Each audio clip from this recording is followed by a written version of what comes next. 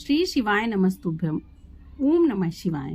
Friends, ये सावन का महीना चल रहा है और इस सावन के महीने में हर एक भक्त भगवान शिव की भक्ति में लीन रहता है और अपनी मनवांछित इच्छा की पूर्ति के लिए उनसे निरंतर प्रयास करता रहता है। और इसीलिए जलाभिषेक और पूजा पाठ का इतना महत्व है। हर एक भक्त भगवान की आराधना के लिए भगवान के मंदिर जाता है, भोलेनाथ के मंदिर जाता है और उनसे पूजा अर्चना और अपनी मनोकामना पूर्ति के लिए उपाय करता है और इन्हीं उपायों के द्वारा वह अपनी मनवांछित इच्छा की पूर्ति करता है। इसके साथ ही साथ भगवान भोलेनाथ के भक्त जो है मंदिर में जाकर के उनके समस्त परिवार यानी कार्तिकेय जी, गणेश भगवान, अशोक सुंदरी और माता पार्वती की भी पूजा अर्चना करते हैं, जिससे उन्हें मनवांछित फल की प्राप्ति होती है। इसी मान्यता के अनुसार 20 अगस्त को विनायक चतुर्थी का व्रत का विधान है। कल के दिन यानी 20 अगस्त को विनायक चतुर्थी का व्रत रखा जाएगा और यह व्रत जो है 19 अगस्त की रात्रि 10:19 से श्रावण मास शुक्ल पक्ष तिथि को शुरू होगा और इसका समापन 21 अगस्त की रात्रि 12:21 पर हो जाएगा। ऐसी मान्यता है कि इस दिन भगवान गणेश की पूजा पाठ करने से, उनकी पूजा अर्चना करने से आपके परिवार में सुख समृद्धि और मनोकामना की पूर्ति होती है। इस दिन अगर बच्चे पढ़ाई में मन नहीं लग रहा है, इस दिन अगर भगवान गणेश जी की और लक्ष्मी माता की पूजा की जाती है तो धन, वैभव, संपत्ति के साथ साथ बच्चों का पढ़ने लिखने में भी मन लगने लगता है। इस दिन हमें क्या करना है? इस दिन भगवान गणेश और माता लक्ष्मी को प्रसन्न करने के लिए हमें अपने घर के दरवाजे पर चौमुखी दीपक जलाना है। इसके लिए सबसे पहले आपको क्या करना है कि आपको एक दिया ले लेना है। अगर आपका घर का दीपक है तांबे का तो आप उसका प्रयोग करें, अन्यथा अगर आपके पास नहीं है तो आप मिट्टी का दिया भी ले सकते हैं। उस दीपक को लेने के बाद आपको देसी घी, गाय के देसी घी को लेना है और उसमें डालना है और उसमें चौमुखी दीपक यानी 2 बातियां लगानी है और 2 बातियां बड़ी हों तो लगाने से चौमुखी दीपक की रचना हो जाएगी और उसे जला करके आपको भगवान को दिखाना है और उसके बाद आपको उस दीपक को अपने घर के दरवाजे पर रख देना है। इसके साथ ही साथ आपको घी और गुड़ का भी भोग लगाना है। भगवान गणेश जी को घी और गुड़ का भोग लगाएं और उसको ले जाकर आपको गाय को खिला देना है। ऐसी मान्यता है, ऐसा करने से आपके घर की सारी नकारात्मक ऊर्जाएं दूर हो जाएंगी, आपको आर्थिक परेशानियों से निजात मिलेगी और भगवान गणेश की और माता लक्ष्मी की अपार कृपा आपके घर पर होगी। इस दिन भगवान गणेश जी की विधि विधान से पूजा करनी है, जिससे कि जातक की सभी मनोकामनाएं पूर्ण होंगी।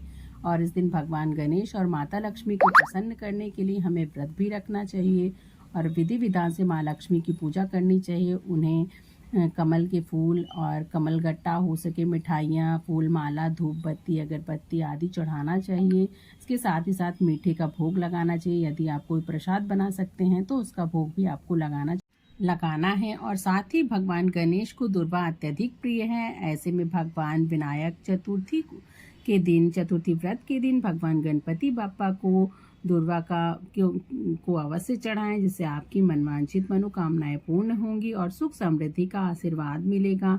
आपको चौमुखी दीपक जलाने से भगवान सारे कष्टों को हर लेंगे। आपके कष्ट, दुख, तकलीफें, आपके कर्जा अगर कोई है तो वह भी खत्म हो जाएगा। और भगवान गणेश को कम से कम आपको 108 बार गणेश भगवान का बीज मंत्र ओम गंग गणपतये नमः मंत्र का जाप करते रहना है। मान्यता है ऐसा करने से आप बच्चों की शिक्षा के क्षेत्र में विशेष लाभ होगा और आपके छात्र, आपके बच्चों को जो है ज्ञान, बुद्धि और पराक्रम का आशीर्वाद भी मिल जाएगा। भगवान शिव को प्रसन्न करने के लिए और उनका आशीर्वाद प्राप्त करने के लिए भगवान गणेश को विनायक चतुर्थी के दिन उनकी प्रतिमा स्थापित करना है और उस प्रतिमा पर अच्छे से फूल माला और आवाहन करके उनकी पूजा पाठ करना है। और ऐसी प्रतिमा हो जिसमें भगवान गणेश के साथ उनका वाहन मूषक भी हो।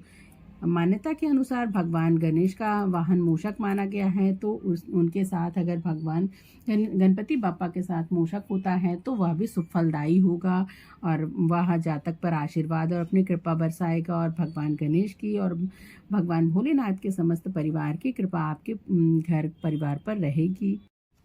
फ्रेंड्स, मैं आपको विनायक चतुर्थी की पूजा की सारी विधि बताती हूँ, तो चलिए शुरू करते हैं।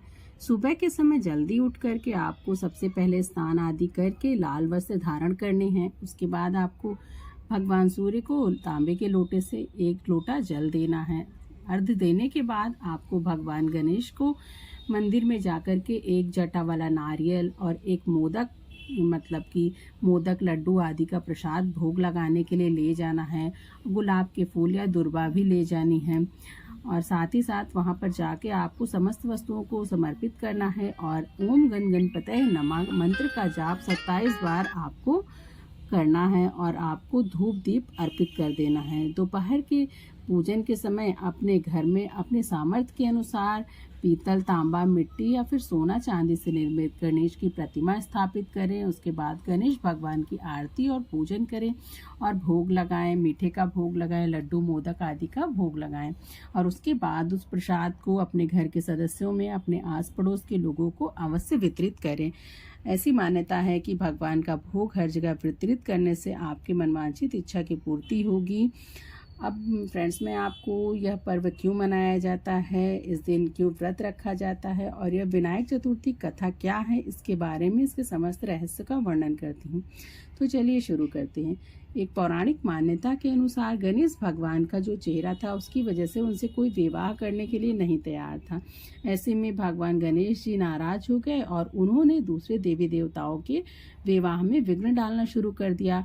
वह सोचते थे कि हाँ, मेरा ब्याह नहीं हो रहा है तो मैं भी किसी का ब्याह क्यों होने दूं। इस समस्या को लेकर सभी देवी देवता ब्रह्मा जी के पास पहुंच गए। तब ब्रह्मा जी ने अपनी योग शक्ति से 2 मानस पुत्रियों रिद्धि और सिद्धि को जन्म दे दिया।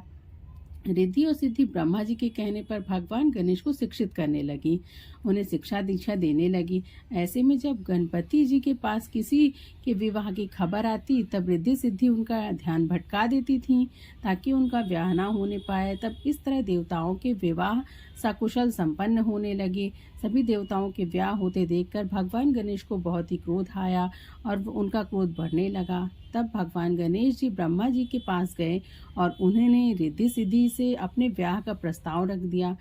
अब भगवान गणेश के ऐसा कहने पर ब्रह्मा जी उन्हें नकार न सके और गणेश भगवान जी के प्रस्ताव को स्वीकार कर लिया। इस तरह से गणेश भगवान जी का रिद्धि और सिद्धि के साथ ब्याह संपन्न हो गया।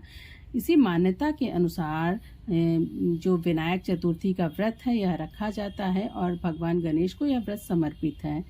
फ्रेंड्स, आशा करती हूँ आपको मेरे द्वारा दी गई जानकारी अच्छी लगी होगी। ऐसे ही मेरे चैनल के साथ जुड़े रहें और मेरे चैनल को लाइक, शेयर और सब्सक्राइब करना ना भूलें। धन्यवाद।